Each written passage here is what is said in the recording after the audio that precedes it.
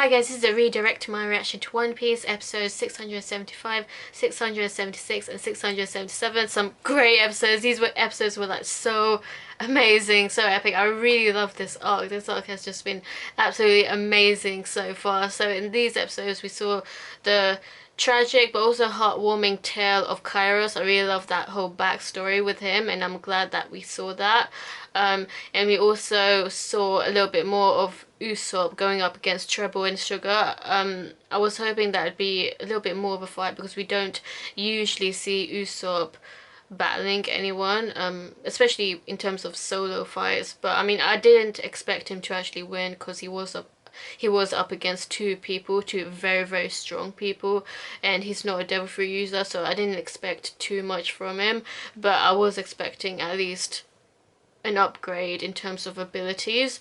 So far he used the same hammer trick, and but he did use the green balls, the shurikens, so that's new. That's a new thing that he did. I was hoping we'd get at least one more thing that show. Maybe later on, once he's recovered from his extremely bad injury.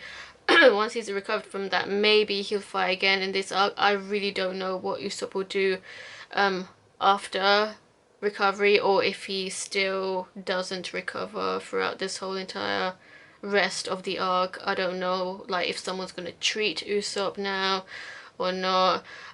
So basically, shit just backfired big time, and I was so happy. I was like so over the moon over this. But before I get onto that part, I just want to talk about the whole Kyros backstory. So Kyros, when they showed him as a 15-year-old, he didn't even look 15 years old. He looked as if he was like already in his 20s because he had these big muscles, and he was already extremely strong. So he was a criminal. He was a convicted criminal because he murdered someone, but he only murdered him because it was out of vengeance for him killing one of his best friends. It's still wrong, but I mean, like, it is what it is. So King Riku put him in prison, but King Riku gave him the deal that if he joins the gladiator fights in the Colosseum, and if he wins 100 matches, then he'll be able to be freed afterwards if he manages to get 100 matches done. But he still remained in the prison, so I guess Riku tricked him, technically. What was the rule? Like, they said before that if he won 100 matches, then he's free to go, but he still remained in the cage. Until it became Scarlet and Violet's personal bodyguard. So King Riku basically promoted him after he was able to after he was able to win 3,000 fights. Was it 3,000 fights or 1,000 fights? He won so many damn fights. He won every single one without getting a single hit. That is absolutely amazing. Like, that is incredible. So that was really cool. And then we saw the little love story between Scarlet and Kyros forming, and initially Scarlet didn't like the idea of having a bodyguard who was a criminal, who has a criminal record.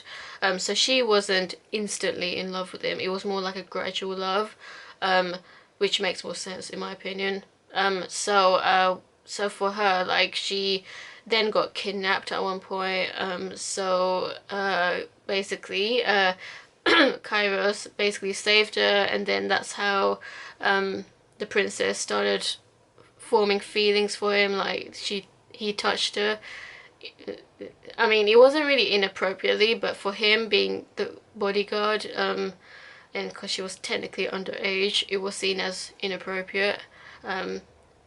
But like, she started falling for him anyway, so they developed some romance going on, and then the other members of the family started finding out about that, including the king himself. And then King Riku gave Kyros the permission to marry his daughter. So Kyros was actually planning to resign because his feelings for Scarlet were getting they were developing so much that he couldn't just be a guard to her, if you get me. But nonetheless, Scarlet didn't want him to leave. She said that she'd rather die than not marry him. So yeah, they had their wedding. The thing that confused me though was the fact that they all had to lie to the whole public about Scarlet being dead, just so that she can abdicate her throne, just so that she can marry Kyros, because she cannot be the next the successor, Riku's successor, if she marries a criminal. So that's why she couldn't marry him unless she abdicates the throne. So she had a choice, and she obviously chose Kyros over the throne. So she had to lead a normal life, basically. I think that's really romantic and very sweet. So she made her choice. And then they had baby Rebecca, and they just seemed like a really happy family. And then shit happened with Doflamingo basically burning the palace and becoming the new king, and obviously he framed Riku big time, making everyone think that he was a killer because he was controlling Riku's movements. Riku was killing all those people, innocent people, when it was actually Doflamingo controlling his movements. But I mean, Kyros wasn't completely fooled, so he went back whilst Scarlet and Rebecca were on the run. They were escaping because obviously, you know, shit was going on. So Kyros went back to the palace, and it was an absolute trap. So he got locked up with Seastone, and then he cut off his leg just so he could get out of his restraint, but Sugar touched him, so that's how he turned into Toy Soldier. So he kind of let down his guard. He was so angry against Doflamingo for doing all of this shit and keeping King Riku prisoner. So yeah, that's what happened in the backstory. It was just an absolutely terrible situation. Then once he was Toy Soldier, the one-legged soldier, he couldn't protect Scarlet. She got shot and Scarlet couldn't even remember him. So Toy Soldier just basically had to raise Rebecca all by himself. So yeah, very sad ending to that whole backstory. Yeah. So later, so Usopp obviously lost. He got stuck with all that sticky stuff. And then Sugar put that grape inside, the really spicy grape that was actually supposed to be put into her, but instead she put it inside Usopp, and then Usopp started like getting a lot of flames out of his mouth because it was a really, like, it was known as the hottest spice ever. And the thing is, it shocked Sugar so much. I guess it was the reaction of that shocked her so much that she passed out as well, or it's because of the whole fire that kind of like made her pass out. Either way, she got knocked out, and because she got knocked out, it reversed the whole entire power that she has. So all the toys reverted back into their human forms. So that was like the really happy thing that happened. Like, it was just so epic seeing all the toys become humans again, and then everyone starting to remember them. So it was really cool, and just seeing the toys now becoming humans fight back against all those that mistreated them when they were toys. It was just such a nice scene to see.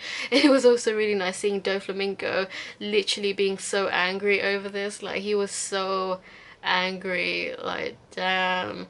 Like, everyone was panicking in Doflamingo's men, and it was so cool.